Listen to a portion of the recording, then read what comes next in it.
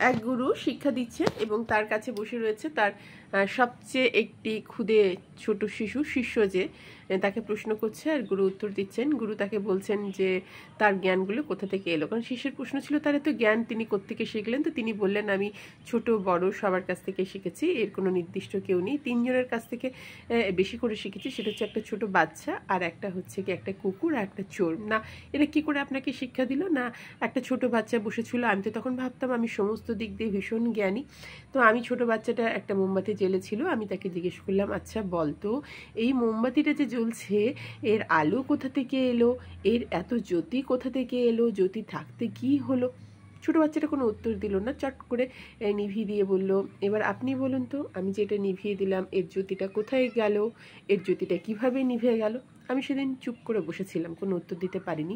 তখন বুঝেছিলাম যে আমার কাছে যদি জ্ঞান থাকে তা সবাইকে সবসময় দেওয়া ঠিক নয়, কারণ তার কাছে যে জ্ঞানটা আছে সেটা হয়তো আমিও জানি না, তাই জ্ঞানের বড়ামি করা উচিত নয় এটা। আরেকটা কুকুরকে দেখেছিলাম, কুকুরটা একবার একটা জলের সামনে দাঁড়িয়ে ছিল এবং বারবার ভয় পাচ্ছিল ও সেই জলের সামনে যেতে, কারণ সে ভাবছিল যে সেখানে অন্য একটি কুকুর রয়েছে। তো একবার হঠাৎ করে তার মনে হলো গিয়েই দেখি এর শেষ দেখতে হবে, এবং খুব জোরে করে গেল আর গিয়ে যখন জলের মধ্যে ঝাঁপ দিল তখন সে বুঝতে পারলো যে এর মধ্যে কোনো কুকুর ছিল না, যেটি ছিল সেটা হচ্ছে তারই প্রতিবিম্ব। তো সেদিন থেকে সেই কুকুরের কাছ থেকে এই শিক্ষাটা আমি পেলাম যে ভয় পেয়ে যত আমরা পিছিয়ে যাব, কুকুরটা যতবার তার নিজের ছবিটা দেখেছিল বারবার অন্য কুকুর ভেবে পিছিয়ে এসেছিল, জল খেতে যেতে পারছিল না অনেক জল তেষ্টা পাওয়ার পরেও। তো এখান থেকে শিক্ষা পেলাম যতবার আমি ভয় পাবো ততবার আমি পিছিয়ে যাব, তাই আমাকে একবার সাহস করে জীবনে এগিয়ে যেতেই হবে। এটা হচ্ছে আমার দ্বিতীয় শিক্ষা। আর 3 নম্বর শিক্ষা হচ্ছে একটা চোর বারবার চুরি করতো। তো সেই চুরি করতে এসে আমি তাকে চুরি করতে যেতে মানা করেছিলাম। তো সেই সময় দেখা যায় যে কোনো এক কারণে চোর চুরি করে ফেরার পথে দেখে যে আমি আঘাত পেয়েছি এবং চোর আমাকে বাড়িতে নিয়ে এসে প্রচণ্ড সেবা শুশ্রূষা করে।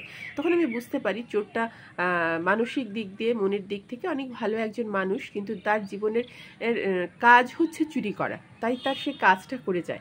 তো সেই চোরটা রোজ আমার সেবা করতো, যত্ন করতো এবং রোজ নির্দিষ্ট সময় চুরি করতে যেত।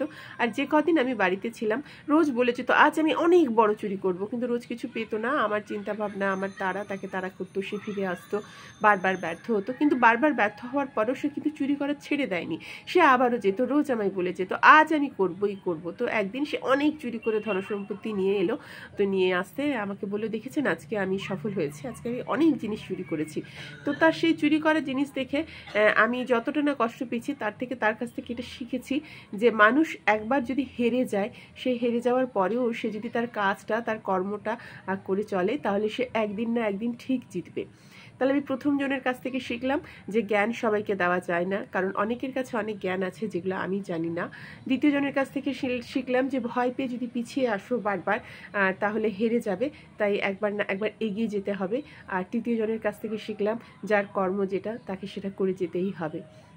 তো আমিও তোমাকে এই কথাগুলো বলছি, তোমার কর্ম তুমি করো, ভয় পেয়ে পিছিয়ে যেও না, আর অযথা কাউকে জ্ঞান দিয়ে বিব্রত করতে যেও না, কারণ তার কাছে যে জ্ঞানটুকু আছে সেটা হয়তো তোমারও জানা নেই।